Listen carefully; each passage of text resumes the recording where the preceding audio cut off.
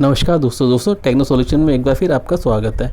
दोस्तों आज मेरे पास एटलांटिस मशीन है जो कि नेस्कैफे मशीन के बाद सबसे ज़्यादा देखी जाने वाली मशीन है। आपको हर जगह, हर शॉप में, हर मार्केट में ये मशीन नज़र आएगी। दोस्तों काफ़ी अच्छी मशीन है, काफ़ी अच्छी टेक्नोलॉजी है और इसके बहुत से मॉडल हैं। आइए इसके सर्किट डायग्राम में बात करें। सेम सभी मशीन की तरह इसके अंदर भी एक रिले लगा रहता है। जैसे कि आपको पता है, रिले से एक कनेक्शन डायरेक्ट जाता है और एक जब वो कॉन्टेक्ट बदलता है तो जाता है। इसमें एक पावर सप्लाई है 12 वोल्ट और 24 वोल्ट की पावर सप्लाई है। और दोस्तों इसका जो कंट्रोल कार्ड है सेम ऐसे ही है जैसे कि हर मशीन में होता है। बीपर के लिए, गियर के लिए और सोलनट के अलग अलग कनेक्शन जाते हैं।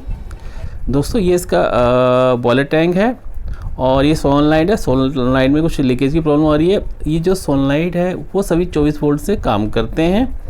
और जो उसका बॉयलर टैंक है दोस्तों ये कॉम्पैक्ट होता है और बिल्कुल ही इसके लिए एक स्टीम ट्रैप भी लगाया जाता है। जो ज़्यादा स्टीम हमारी जमा हो जाती है तो स्टीम को निकालने के लिए एक स्टीम ट्रैप लगाया जाता है।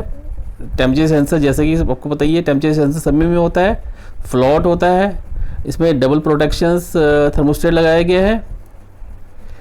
सीरीज दोनों जो थर्मोस्टेट है सीरीज के अंदर है।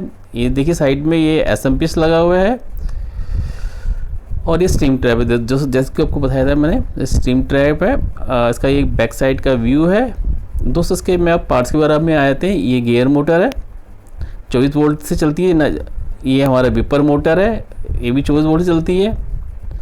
और ये स्टीम ट्रैप है दोस्तों, स्टीम को बाईपास करने के लिए। ये स्टोरेज टैंक है जो कि पानी की बोतल जिसमें कि इसमें लगाया जाता है।